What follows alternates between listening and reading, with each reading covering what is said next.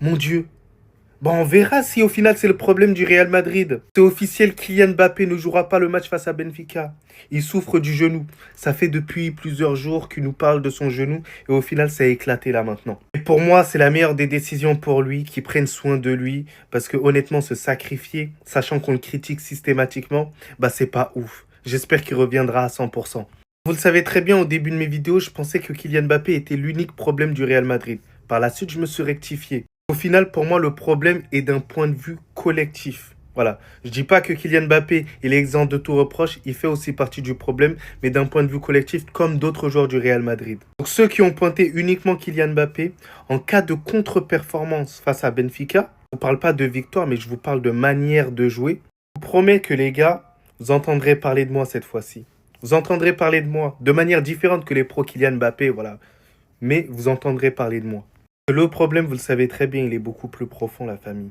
En tout cas, force à Kylian Mbappé, qui revienne quand même le plus rapidement possible, dans le bien, dans le bueno, papa.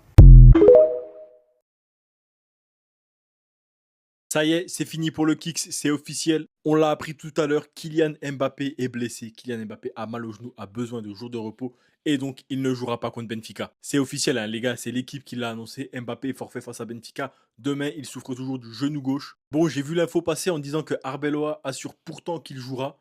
Je sais pas d'où sort cette info, je sais pas si elle est vraie, mais j'ai vu beaucoup de médias relayer le fait que demain il est out et que c'est terminé. Maintenant, qu'est-ce qu'on peut conclure de cette information? Les gars, c'est que on sait depuis le mois de janvier, depuis les vacances, donc la trêve de Nouvel An, Noël, etc., que Mbappé a des problèmes de genoux et qu'il a des douleurs. On le savait, il avait joué le match de Coupe du Roi précédemment pour battre le record de CR7, c'était ridicule parce qu'il avait mal au genou, du coup, aujourd'hui, on en paye les conséquences. Il a joué des matchs de Liga comme ce week-end contre Osasuna, donc en étant forcément diminué, en ayant mal au genou.